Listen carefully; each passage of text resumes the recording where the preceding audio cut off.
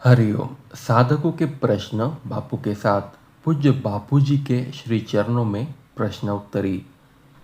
साधक का प्रश्न। कलयुग में परमात्मा प्राप्ति शीघ्र कैसे होती है? उत्तर। कहते हैं सतयुग में वर्षों से पुण्यों से परमात्मा प्राप्ति होती थी। द्वापर में यज्ञ से होती थी, ध्यान से होती थी। दान केवलम कलियुगे अथवा कलयुग केवल नाम आधारा जपत नर उत्तरे सिंधु पारा। शास्त्र का कोई एक हिस्सा लेकर निर्णय नहीं लेना चाहिए। शास्त्र के तंत्र मत से वाकिफ होना चाहिए। यह भी शास्त्र ही कहता है कि राम भगत जग चारि प्रकारा, सुकृतिनो चारऊ अनघ उदारा, चहु चतुरण कर नाम आधारा, ज्ञानी प्रभु ही विशेष पियारा। राम के परमात्मा के भक्त चार प्रकार के हैं। चारों भगवान नाम का आधार लेते हैं, श्रेष्ठ है, लेकिन ज्ञानी तो प्रभु को सबसे विशेष प्यारा है।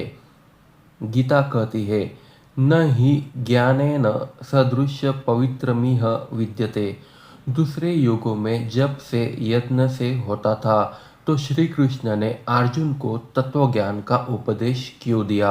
उद्धव को तत्व ज्ञान क्यों दिया? जन साधारण के लिए जब अपनी जगह पर ठीक है, हवन अपनी जगह पर ठीक है, लेकिन जिनके पास समझ है, बुद्धि है, वे अपनी अपनी योग्यता के अनुसार साधन करके पार हो जाते हैं। जनक अष्टवक्र से तत्वज्ञान सुनकर पार हो गए। वह भी जमाना था कि लोग 12-12 वर्ष, 15-15 वर्ष, 25-25 वर्ष जब तप करते थे, तब कहीं उनकी सिद्धि होती थी। लेकिन कलयुग में सिद्धि जल्दी हो जाती है। एक आदमी को पेट में कुछ दर्द हुआ। वह सेठ था बड़ा। वह वैद्य के पास दवा लेने गया। वैद्य ने देखा कि यह अमीर आदमी है, इसको सस्ती दवा काम में आएगी नहीं। बोले, ठहरो जरा, दवा घोटनी है, सुवर्ण भस्म डालनी है, भंग भस्म डालनी है, थोड़ा समय लगेगा, बढ़िया दवा बना देता हूँ। काफ़ी समय उसको रोका, बाद में दवा दी। उसने खाई और वह ठीक हो गया। वैद्य ने पूछा, अब कैसा है? अच्छा है, आराम हो गया। कितने पैसे? केवल 1100 रुपये। सेठ ने दे दिए। वैसे का वैसा रोग एक गरीब को हुआ और उसी वैद्य के पास आया। बोला, पेट दुखता है। वैद्य ने देखकर कहा, कोई चिंता की बात नहीं है, यह ले लो पुड़िया, एक दोपहर को खाना, एक शाम को खाना, ठीक हो जाएगा। कितने पैसे? 5 पैसे दे दो। उसने दे दिए। 2 पुड़िया खाकर वह ठीक हो गया। मर्ज वही का वही, वैद्य भी वही का वही, लेकिन एक से 1100 रुपये लिए और समय भी ज़्यादा लगाया। दूसरे से 5 पैसे लिए और तुरंत दवा दे दी। ऐसे ही वैद्य का वैद्य, परमात्मा वही का वही, हमारे अज्ञान का मर्ज भी वही का वही।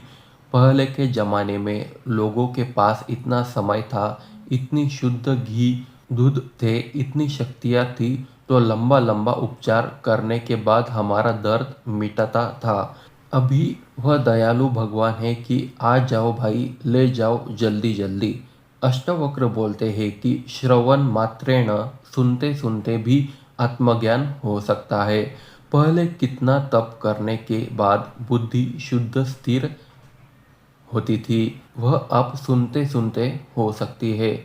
ऐसा नहीं है कि केवल उस समय सतयुग था, अभी नहीं है। सत्वगुण में तुम्हारी वृत्ति है तो सतयुग है। रजो मिश्रित सत्वगुण में वृत्ति है तो द्वापर है। तमो मिश्रित रजोगुण में वृत्ति है तो वो त्रेतायुग है।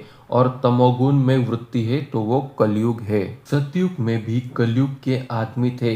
राम थे तब भी रावण था, कृष्ण थे तब भी कंस था। अच्छे युगों में सब अच्छे आदमी ही थे, ऐसी बात नहीं है। बुरे युग में सब बुरे आदमी हैं, ऐसी बात भी नहीं। अतः देवी संपदा के जो सद्गुण है, निर्भयता, सत्व, संशुद्धि, ज्ञान में स्थित, स्वाध्याय, शौच, आर्जव, क्षमा आदि 26 लक्षण अपने जीवन में लाए और आत्मव्यक्ता महापुरुष का संग करे तो कलयुग में शीघ्र परमात्मा प्राप्ति हो जाएगी। देवी संपदा के सद्गुण अपने जीवन में लाने वाले आदमी धन ऐश्वर्य में आगे बढ़ना चाहे तो बढ़ सकता है। यह सामर्थ्य में चमकाना चाहे तो भी चमक सकता है और भगवत प्राप्ति करना चाहे तो भी कर सकता है। हरिओम। तो ये थे साधकों के सवाल और बापू के उत्तर। हरिओम।